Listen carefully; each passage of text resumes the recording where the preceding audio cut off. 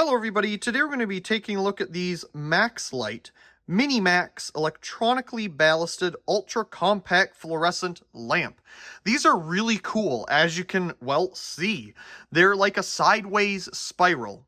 Now, these were a very generous donation to the channel by another lighting collector, so a huge thank you to them for providing these to me and to share with all of you. So I'm looking forward to turning these on today. I've never turned them on before. Now, these are a little bit bigger than a standard CFL. I have a standard curly CFL here for comparison for you. So if we hold it up next to it, you can definitely see it is taller and bigger. I have a dirty A19 filament LED bulb here as well. And as you can see, it is obviously taller than that. So very early electronically ballasted CFL idea here. Now, MaxLite is known for some very high quality bulbs.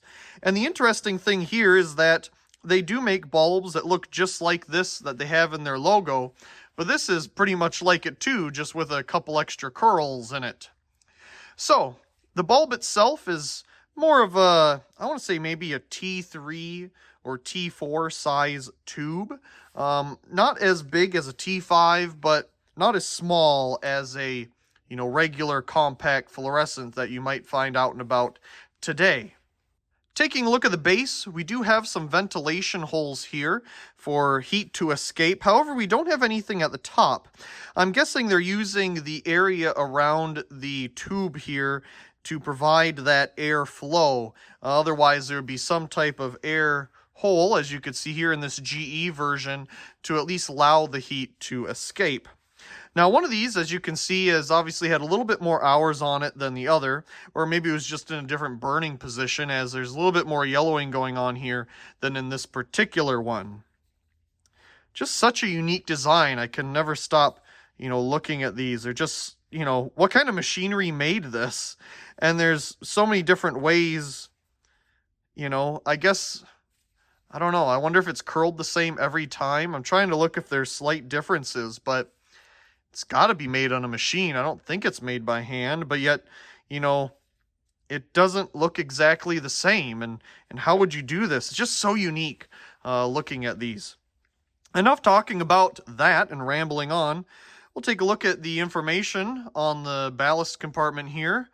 MiniMax electronic ultra compact fluorescent lamp. Well, ultra compact for the time compared to the preheat ballasted, capsule bulbs that they had.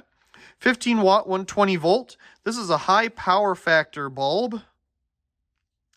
Made in Korea. Interesting. Not for use with dimmers or totally enclosed fixtures. That's to be expected. Let's go ahead and get our socket over here. And we'll get it installed.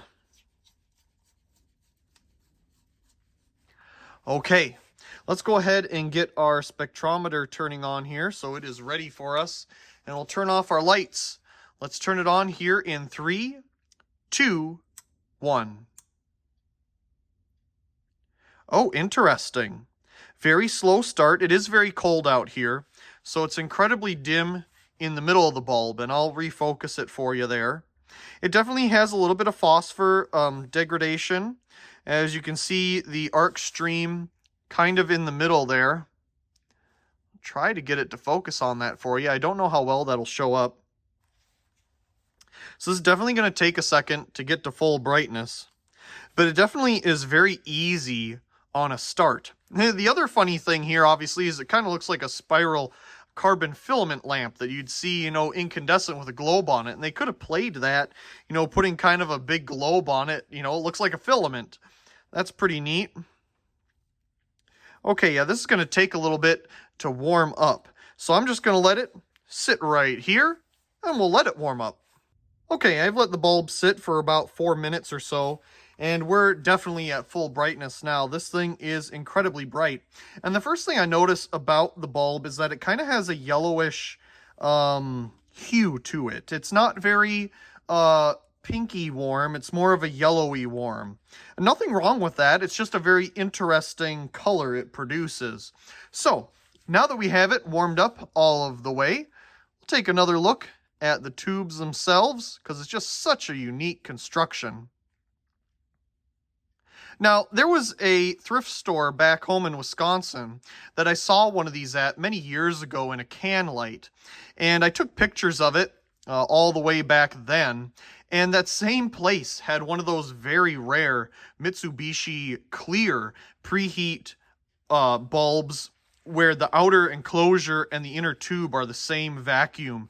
Very cool. I have no idea why I didn't ask to get it. Went back there a couple years later. I think it was gone. But this reminds me of that, seeing this at that thrift store. Wish I would have picked it up. Hey, live and learn. Very nice to have these in the collection, though. Okay, let's go ahead and get our meter here right beneath our 2-foot mark. So we'll get the bulb on its side, just like this. We'll put it at its 2-foot mark, and we'll get a reading.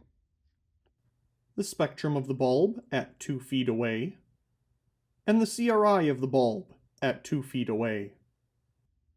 That is 1,521 lux. And then let's get it closer. Same type of thing. We're going to put it about an inch away from the sensor. The spectrum of the bulb up close, and the CRI of the bulb up close. Okay, so there's not much we can do dimmability wise. I'm sure it would just flicker a whole bunch. And these bulbs being so rare, I don't want to subject them to such an issue. So let's go ahead and turn our main lights back on here and take one last look at these absolutely beautiful bulbs. Just such a cool design. I wonder for how long they made these before they transitioned to a different style. Before we go, I forgot to take a look at our kilowatt meter. So we're at 118.7 volts, 0.12 amps, 14.7 watts, and a power factor of 0.97. As always, I do hope you enjoyed today's video. And if you did, be sure to give it a like down below and leave a comment. I do enjoy reading all of your comments. If you haven't already, be sure to subscribe to the channel for more great videos like this one. Also check out my secondary channel Merkove and subscribe over there for more behind the scenes and alternative content. Of course, check out the other videos here on this screen, and as always, thank you very much for watching.